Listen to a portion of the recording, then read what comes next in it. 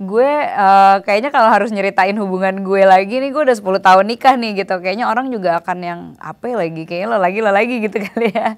Aku selalu bilang, ini 25 tahun sekali loh gitu. Aku nggak tahu sih 25 tahun ke depan aku masih punya kesempatan yang seperti ini atau enggak. Tapi yang jelas karena ini aku belum pernah membuat sesuatu yang seperti ini. Suka dukanya, aduh kalau dia omongin suka dukanya pasti banyak banget. Aku bisa 3 jam cerita sendiri. Gemes banget dan bahkan banyak yang ngerasa bahwa lagu tersebut tuh adalah hasil curhatannya Lutfi gitu.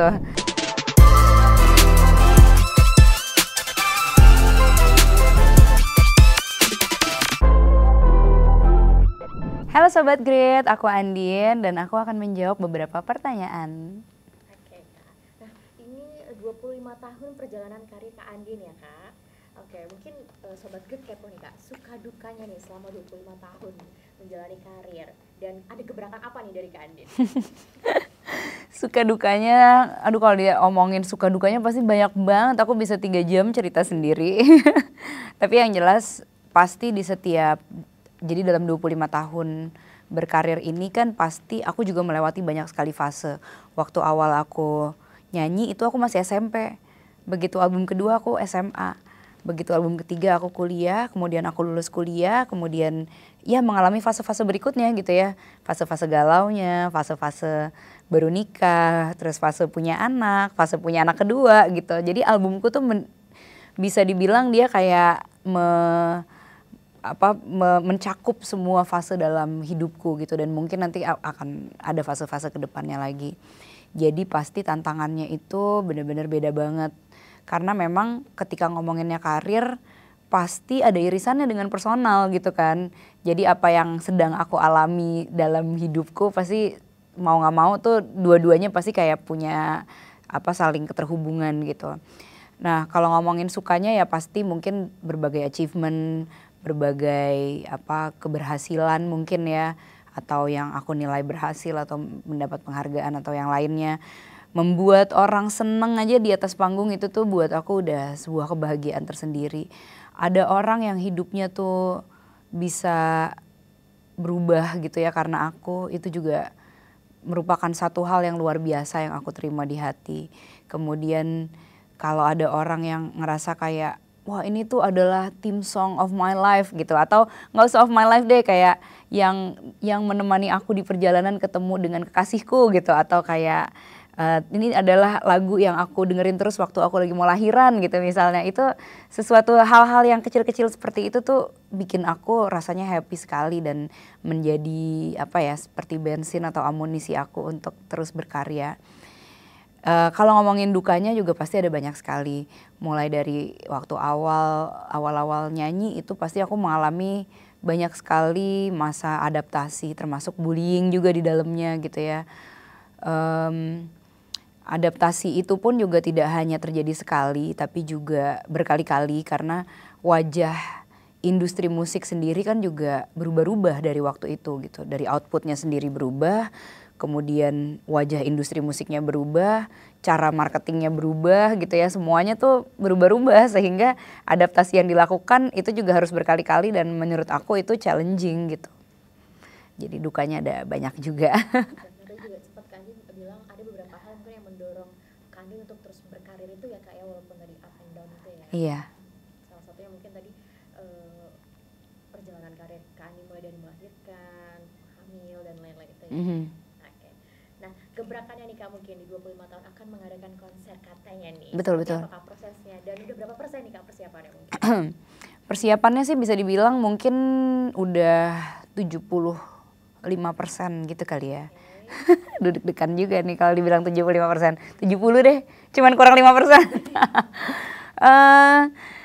Gebrakannya adalah membuat karya berupa konser itu merupakan sesuatu yang menurutku effortnya tuh besar sekali gitu. Bukan seperti hanya bikin hanya rilis lagu gitu atau membuat sebuah show performance yang mungkin secara reguler kita lakukan gitu.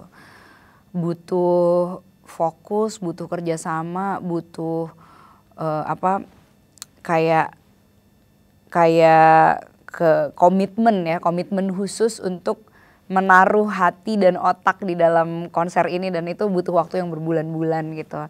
Karena konsepnya sendiri juga mesti matang, kemudian tidak hanya konsepnya tapi pengeksekusiannya tuh juga mesti detail gitu. Dan untuk konser yang kali ini memang agak berbeda dari konserku yang 10 tahun yang lalu yang sebelumnya, karena memang bisa dibilang involvement aku di konser ini juga jauh lebih besar di dalam konsepnya, di dalam setiap aransemen lagunya, di dalam setiap promo marketing yang dilakukan misalnya, atau kayak sesimpel turun KV diturunkan menjadi apa, dan merchandise dan dekorasi dan segala macam itu aku turun langsung gitu ke dalamnya. Jadi ya gitu deh.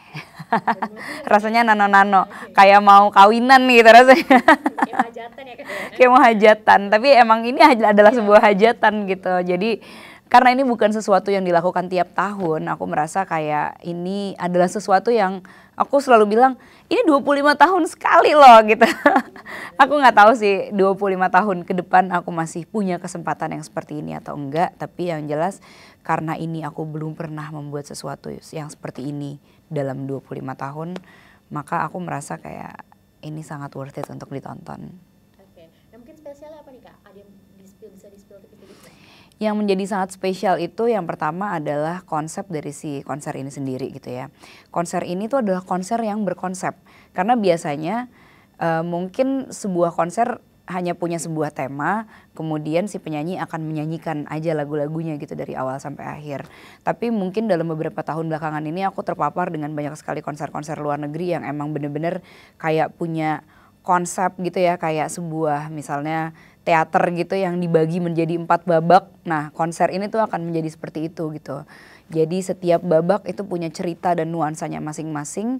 Musiknya juga akan mengikuti, kayak bajunya juga akan mengikuti, moodnya juga akan mengikuti gitu. Jadi ini yang menurutku menjadi suguhan yang menarik dari si konser ini. Yang kedua yang menjadi menarik juga adalah musiknya, karena ini mungkin kali pertama gitu ya disajikan jazz orkestra tuh menjadi sebuah highlight dalam konser penyanyi perempuan gitu di Indonesia ini. Kemudian yang ketiga adalah nanti mungkin kolaborasi dengan bintang tamunya, yang aku merasa kayaknya ini juga menjadi sebuah kolaborasi yang apa ya, kayaknya bintang tamunya sendiri mungkin belum pernah diminta untuk membuat atau menyajikan atau menyanyikan sesuatu yang dengan aransemen atau konsep yang seperti itu. Tunggu banget nanti ya sarannya. Oke, nah Kak Ani juga baru rilis lagu baru ya? Iya. Judulnya Ujung-ujungnya Aku. Kenapa memilih tema itu nih Kak? Sebenarnya kalau ditanya temanya tuh datangnya dari aku sendiri, karena memang itu adalah pengalaman langsung, pengalaman aku dan Mas Ipe yang sebenarnya kenalnya tuh udah dari tahun 2002. Kemudian kita baru pacaran lagi itu tahun 2012.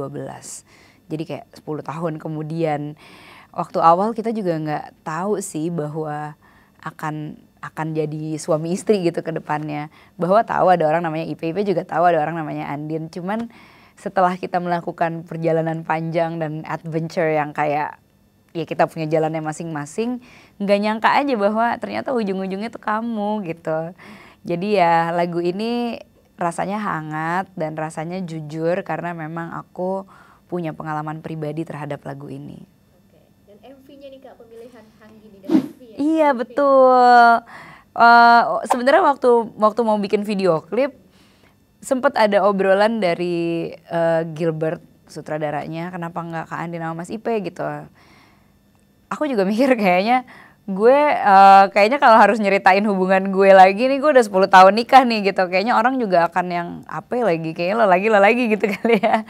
Cuman kalau menurut aku sih aku tuh juga jarang sekali sebenarnya melibatkan model di dalam video klip aku. Bisa dilihat ya, kebanyakan tuh pasti aku lagi gitu.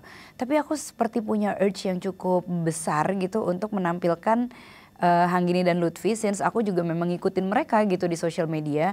Aku ngerasa kayak pengen banget deh gitu Hanggini sama Lutfi yang jadi modelnya gitu. Lalu aku memberanikan diri untuk nge-DM Hanggini, aku perkenalkan diri, halo Hanggini, ini aku Andin, salam kenal gitu. Terus Hanggini merespon dengan baik dan ternyata mereka setuju untuk jadi model video klipnya. Aku feel so lucky dan blessed gitu ya to have both of them di video klip aku.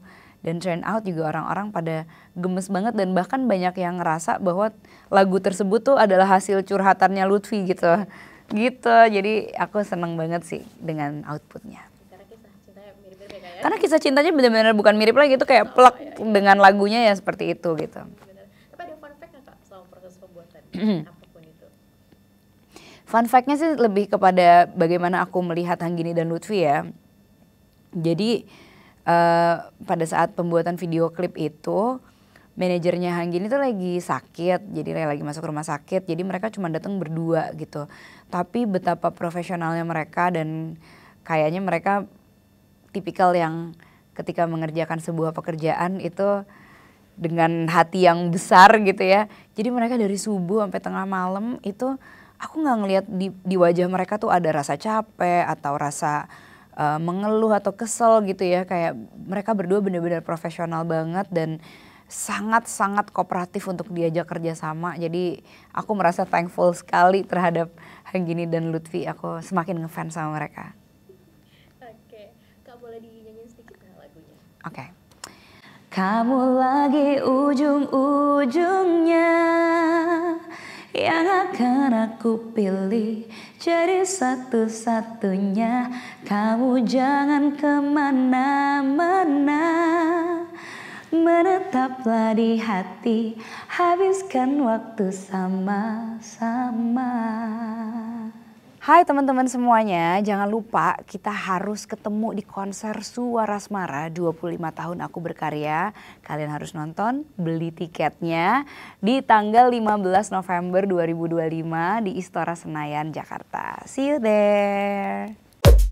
Terima kasih sudah menonton video ini. Jangan lupa subscribe dan aktifkan lonceng notifikasi supaya kamu nggak ketinggalan video terbaru dari Grit.